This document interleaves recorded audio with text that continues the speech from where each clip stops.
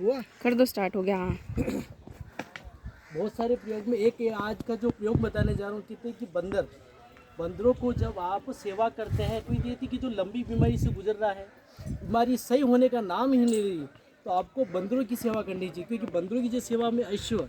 तो बंदर दो तरह के होते हैं, जो गुरु, और इसके साथ में आपको जो रोग है, जो बहुत सारी इस बीमारियों को जो घटित हो जाती हैं, जिन बीमारी के द्वारा लाइलाज बीमारियां हो जाती हैं, उस बीमारियों को सही करने का अजूब सा तरीका है।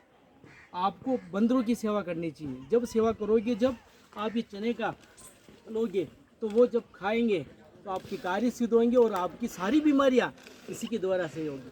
जय श्री राम, जय श्री राम।